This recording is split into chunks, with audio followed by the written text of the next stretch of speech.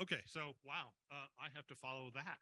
Um, I love listening to General Olson because he brings the economics part of it. As a person with a minor in economics, along with the vision and the execution. So I love listening to him, and he brings it all together well. So I'm Robbie Robertson. I'm actually the Department of the Air Force lead space experimentalist. So all space experimentation falls under my purview. It's a big job. I run around a lot just making sure everything from fire to fire. But I can tell you this is an exciting time in to stand up a new service, and also to at the same time change and move to a new architecture. And I think General also, but I'll try and double down on to make sure you understand what it means from a science and technology standpoint. I will give the science and technology perspective on this. So next slide. I think General Olson talked about this, but we at AFRL have commonly used this slide to explain what's kind of going on, which is right. Leo, there's a number of different proliferated Leo constellations going up from Space Development Agency, Amazon, SpaceX, that have really crowded up Leo quite a bit, but also there's lots of opportunities there.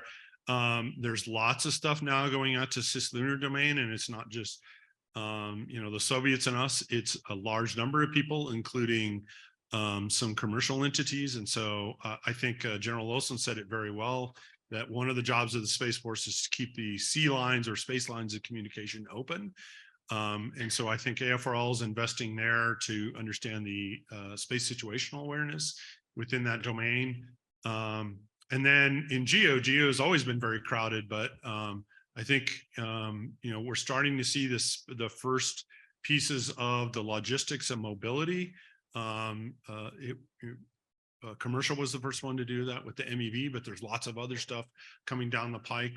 Refueling is not just a buzzword anymore. There's things that are moving out in that domain as well. So next slide. Okay, so what's the vision? So the vision used to be put as many things as you could on one satellite, because really space was not a crowded or competitive or contested environment.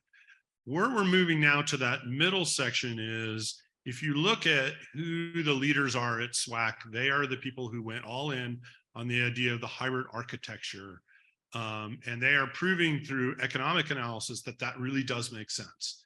That what we really are looking for is an overall architecture that degrades gracefully. We're taking some ideas from the Air Force, which are PACE plans, primary, alternate, contingent, and emergency kind of ways of operating. That also means in that middle box that, okay, as you begin to proliferate or disaggregate your architecture, you now have to think about how those elements, different pieces, are going to work together. And so out there in the press, it was talked about that we're looking at something called the outer net, not the internet, the outer net. So that's the space version of the internet. But I also have to tell you that we're not doing it alone. We are partnered with and looking for partners, everybody from Amazon Kuiper, Microsoft Azure, Google, and seeing what we can leverage from the commercial side as we begin to look at what that outer net architecture looks like. It also means things like in-space processing, right? Timelines are getting very short on how fast we have to respond. And so there's going to be more efforts to not just bring all the data back, but to do maybe some of the processing in space before and send quick updates down to warfighters. So that is the challenge in that middle box, and a whole bunch of us are trying to figure out what that looks like and how to leverage what's going on in the commercial world as we actually begin to create a more proliferated architecture, and one that, quite honestly, makes it so that we don't have any, for those of you who've ever done Air War College, centers of gravity, right? Right now, any of our, like Advanced HF and some of the big satellites are centers of gravity. We lose those. and we lose an enormous amount of capability. So I think we're trying to proliferate that to different hosted payloads, small satellites, etc. If you're interested in explaining this, I always do this test with my spouse. I go and explain something to her in horsey ducky, and she goes, "Okay, I understand that." There's actually a good YouTube video out there that AFRL created. If you Google AFRL small sat hybrid architecture, it's a really good explanation of, I think, what we're trying to do without getting into the details. The guys who created that are now at SWAC, and they're going through the economic analysis of figuring out what piece parts work. The other thing that you're going to see along here is at the far left, it was performance at any cost. I think what we're trying to move toward is performance within a cost, and also leveraging commercial and new technologies that are being developed. And then eventually getting to kind of a full internet of things. And that's going to be a little tougher to get there, but there's a whole bunch of interesting technology pieces in there. In all of this, when I said performance within cost, the other piece of it is, if you're a component technology person, it means figuring out how to make your stuff more manufacturable, how to reduce the cost of your system, and still maintain some kind of performance. So it is not performance at any cost anymore. So as you begin to think about that and approach the government, understand that that's going to be our perspective, because as you create a proliferated constellation of things, it's not just one sensor we're building anymore. It may be a collection of them. Okay, so next slide.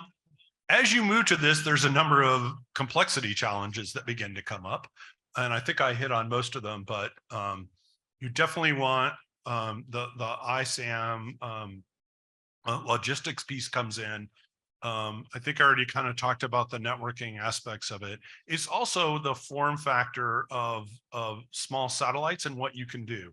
As you proliferate out, your small satellites can't necessarily do the same missions that bigger satellites can do, right? R squared is what it is, and physics is what it is.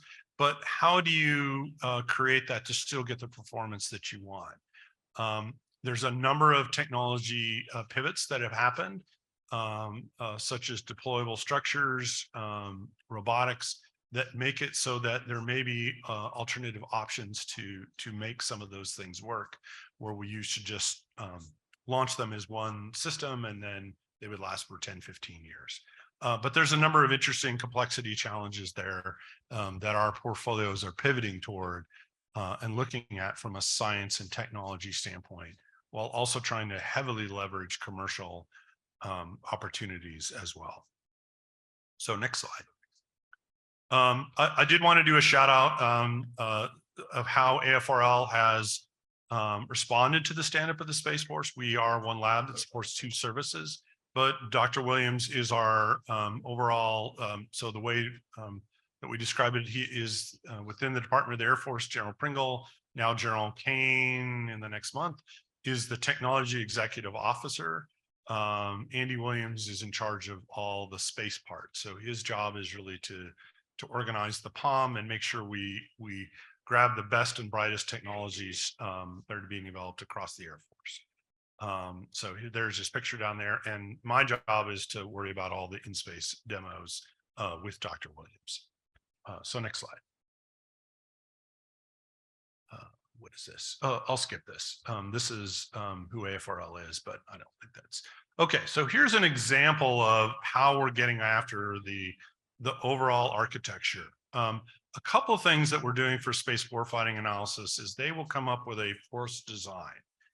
It's based on pretty analytics, but one of the things that sometimes they don't know is they want to do competitive model analysis anchoring, and sometimes we'll go in and do satellites experiments to anchor their models so that the overall analysis that they've done is informed and that we can get actual costing correct. So we've done a number of these things. Ascent is one. Another one that we're doing with Space Development Agency is bringing Link 16 up to the space layer. So the other major theme that you're going to see here is integration of the terrestrial warfighters in the space domain. So that's the brown water part of space that I think General Olson talked about. So how to better link space with the warfighting domain and making it so we have lots of different ways that they link together, not just like single ways that those two talk to one another. So that if, you know, getting back to the PACE plan idea, that if one way of getting at data or information doesn't work, that we have an alternative way of doing it. And our small spot portfolio is our way of doing rapid testing of ideas that then eventually can lead to prototypes or acquisitions and inform requirements for acquisition programs. So also within that, we do our university nanosat program, which I have to say our universities have become very savvy and are getting some very high military utility ideas. So the schools that are doing that, they've become, it's interesting to watch because the military utility of some of the things that they are suggesting is pretty high, and they're showing the value of some of these smaller form factors. So next slide.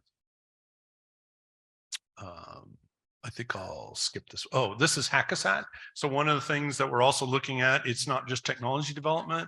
We are sponsoring things like how to hack into a satellite system. So for those of you who understand that, the hack you know, whatever kind of construct,